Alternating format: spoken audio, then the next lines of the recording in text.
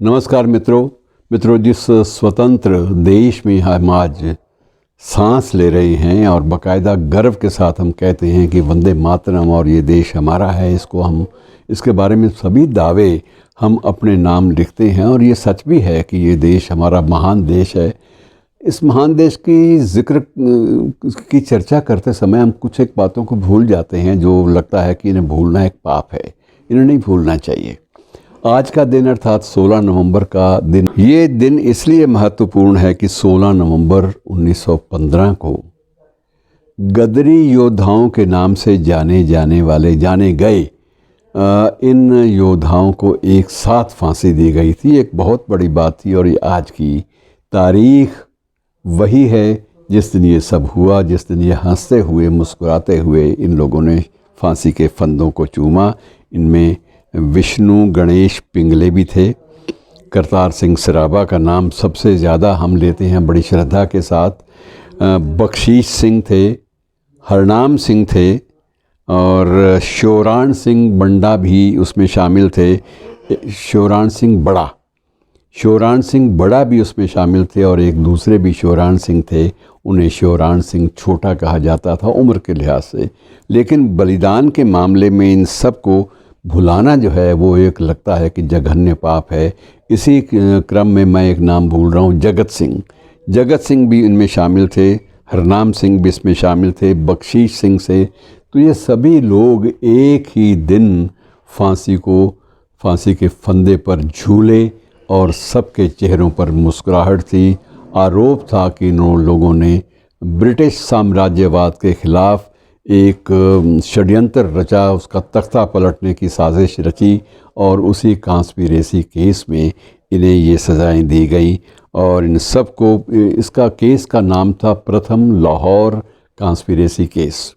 First 2 तरह के हुए हैं, बाद में भी ये केस हुआ, लेकिन जो प्रथम केस था उनमें ये था। इन सब को गदरी योद्धाओं के नाम से याद तो किया जाता है, लेकिन जब इनका दिन आता है शहादत का तो उस दिन हम 1-2 को छोड़कर शेष को बिल्कुल भूल जाते हैं।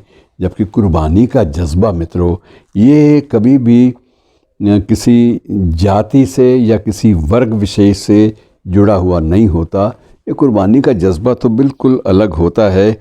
और इसमें उस वक्त करतार सिंह सराबा ने जो गीत एक गाया था अंतिम क्षणों में, वो गीत जो है आज भी याद किया जाता है कि यही पाओगे मशहर में ज़बां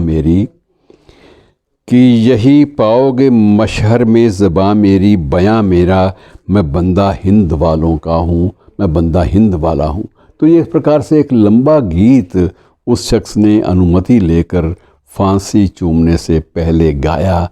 और ये लोग इतिहास के पन्नों पर दर्ज तो हुए, लेकिन कभी कभी थोड़ा सा मलाल भी होता है कि हम लोग व्यापक स्तर पर जिस तरह के सम्मान के भी अधिकारी थे, व्यापक स्तर पर उन्हें वो सम्मान नहीं देते और उन्हें उस शिद्दत के साथ याद नहीं करते। यदि याद करते तो मित्रों, बात मैं आपको सही बताता हूँ कि देश के प्रति एक स्नेह और एक जुड़ाव जो है वो आज आपको पहले की अपेक्षा भी ज़्यादा नज़र आता। क्योंकि इन लोगों की जो कुर्बानियाँ हैं मित्रों, उसका कोई सानी विश्व के स्वाधीनता संग्रामों में नहीं मिलता। ये तो बात हुई कि कहीं क्रांति आई, बगावत हुई और उसके बाद कुचल दिए गए हज़ारों की संख्या में, वो बातें अलग हैं।